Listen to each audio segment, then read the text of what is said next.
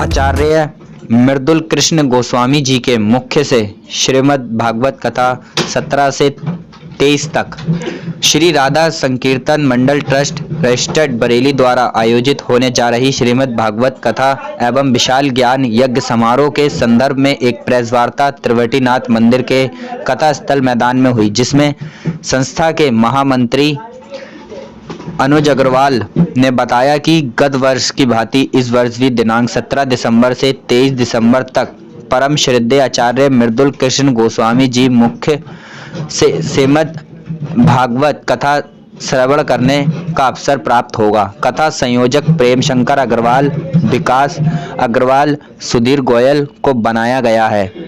कथा का समय दोपहर 2 बजे से 6:30 बजे तक रहेगा। दिनांक 17 दिसंबर को श्रीमद् भागवत कथा के उपलक्ष्य में एक विशाल कलश यात्रा प्रातः 11 बजे श्री बाके बिहारी मंदिर राजेंद्र नगर से प्रारंभ होकर कथा स्थल पर विश्राम होगी। और राधा रानी की असीम कृपा से 17 दिसंबर 2024 से 23 दिसंबर 2024 तक बरेली नाथ नगरी में आचार्य श्री मृदुल कृष्ण जी के मुखार बिंदु से श्रीमद् भागवत कथा का श्रवण करने का अवसर प्राप्त हो रहा है।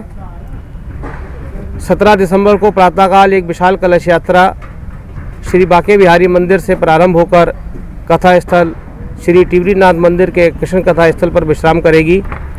इस कथा में जो मुख्य आकर्षण एक है, जगन्नाथपुरी से जगन्नाथ जी का स्वरूप, जगन्नाथ जी, सुभद्रा जी और बलदाव जी वे सभी इस कलश यात्रा में सम्मिलित हैं और 7 दिन तक वो श्रीमद् भागवत कथा का श्रवण करेंगे।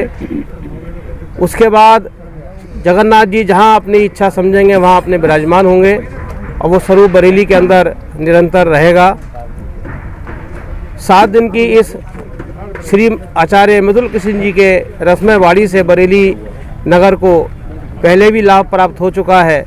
वर्ष 1997 से गोस्वामी जी बरेली में 11 बार आ चुके हैं। यह 12वां वर्ष है उनके लिए और उनकी जो अमृत वाणी है उस अमृत वाणी को सुनकर जो प्रभु में लीन होने वाले भक्त समाज है उनको बड़ा आनंद प्राप्त होता है। कथा में सब व्यवस्थाएं सुचारू रूप से हमारी चल रही हैं, उनकी व्यवस्थाएं सब बन रही हैं। हमारे कथा संयोजक श्री प्रेम शंकर अग्रवाल जी, श्री सुधीर गोयल जी, श्री विकास अग्रवाल जी, अध्यक्ष जी श्री हरीश अग्रवाल, कोषाध्यक्ष श्री राकेश अग्रवाल जी, मीडिया प्रभारी रिजुल अग्रवाल इत्यादि पूरी टीम इस कथा को संपन्न कराने के लिए सब तन मन से लगी हुई है। पूरा श्री राधा संकीर्तन मंडल ट्रस्ट परिवार इस कथा को सुंदर तरीके से संपन्न कराए। बरेली के नगर के जो भी भक्त इस कथा में सम्मिलित हों, इस कथा को श्रवण करें, उनको किसी प्रकार की तकलीफ ना हो, इसकी पूरी व्यवस्था इस पंडाल में की जा रही है। कथा में आने वाले भक्तों के लिए किस तरह की व्यवस्था की गई है? कथा में आने वाले भक्तों के लिए बैठने की पूरी व्यवस्था है। उनके लिए नीचे मैटिंग कर बिछाई गई है, साफ़ सुथरी, जल इत्यादि की व्यवस्था है, पार्किंग की पूरी व्यवस्था करी गई है। बैठने के लिए कुर्सियों की है, जो बहुत से महिलाएं पुरुष नहीं बैठ पाती हैं उनके लिए समुचित व्यवस्था कुर्सियों की और सोफे की करी गई है। इसके अतिरिक्त प्रतिदिन प्रसाद का वितरण भी है। श्रीमद् भागवत कथा का प्रसाद प्रतिदिन वितरण किया जाएगा नियमानुसार। और हमारा सभी बरेली के भक्त समाज से अनुरोध है कि वह कथा का श्रवण करें और कथा के उस दिन के विश्राम के बाद प्रसाद लेकर ही सब लोग अपने अपने घरों को प्रस्थान करें। कथा का समय अपराह्न 2 बजे से 6 बजे तक का रखा गया है। थोड़ा मौसम सर्द है, लेकिन जब आचार्य जी की मृदुल वाणी लोगों के कानों तक पहुंचती है तो उस समय हर व्यक्ति सबको भूल कर सिर्फ प्रभु के नाम में लीन हो जाता है।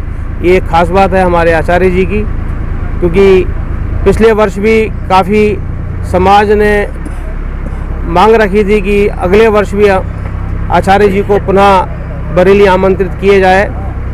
आचार्य जी के व्यस्तम समय में से उन्होंने अपना समय बरेली नगर को दिया, क्योंकि बरेली नगर से उनको बहुत लगाव है। वर्ष 1997 में जब प्रथम बार आचार्य जी का बरेली आगमन हुआ था तो बरेली का पूरा समाज, पूरा भक्त समाज उनका ऐसा भक्त बन गया, ऐसा उनमें खो गया कि वह चाहता है कि हर वर्ष उनका आगमन होता रहे और प्रभु का नाम संकीर्तन और प्रभु का गुणगान उनके साथ मिलकर सब लोग करें।